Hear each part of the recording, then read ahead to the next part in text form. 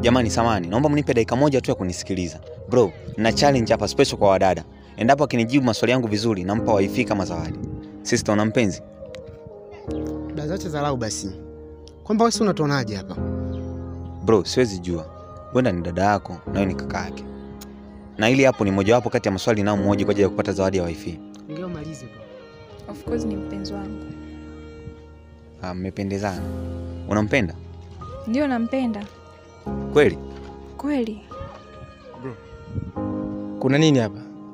Na mmoja mtu na mpenzi wake.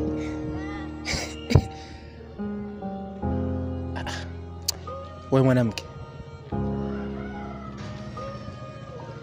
Kumbe wewe malaya eti. Wewe umeniaga nyumbani kwamba unatoka unaenda kwa mama yako na nikakupatia kabisa na nauli. Huyu ndio mama yako? Bro, unapenda kubeti? Yeah, of course. Kwa mfano ikatokea ukashinda gari. Ungependa akupe gari ya aina gani?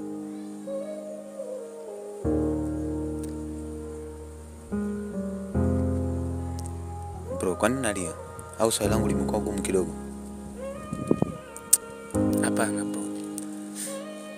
Sio kwamba swali lako limekuwa gumu au ni baya kwa upande wangu. Lakini swali lako limenikumbusha machungu sana ambayo nishawahi kupitia katika maisha yangu. The way nishaikuwa na mpenzi ambaye alinipenda nikampenda pia. Na wakati tunaanza tuliahidiana vitu vingi sana. Akasema atanipenda kwenye shida na raha bro. Lakini nilikuja kumkosa, alikuja kunikataa kwa maneno ya kashfa kwa sababu alipata mtu mwenye gari. So swali lako limeniumiza sana. Kwa sababu nilikuwa sina gari, so niliweza kumkosa mtu ambaye nilimpenda sana katika maisha yangu bro. Samahani. Kwa naamini kwamba alikuacha kwa sababu nini kicho kufanya uamini kwamba alikuacha kwa sababu huna gari?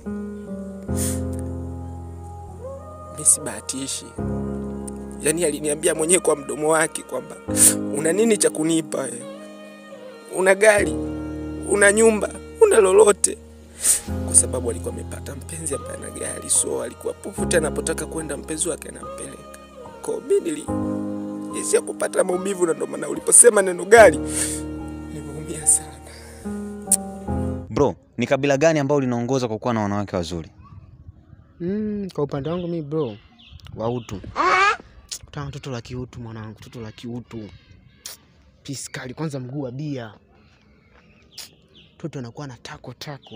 Wa mimi mtoto la kiutu mwanangu. Wahutu ndo wazuri kwa upande wako? Sana. Unyama sana pale, mtoto la kiutu. Kabila lingine? Mimi naweza nisiende mbali, ni pale kwa Hutu afu kuna Waha. Piskali sana zipo pale Kigoma mwanangu. Mtoto la Kiha. Afu limekulia kwenye udongo mwekundu. Wala watoto watamu mwanangu.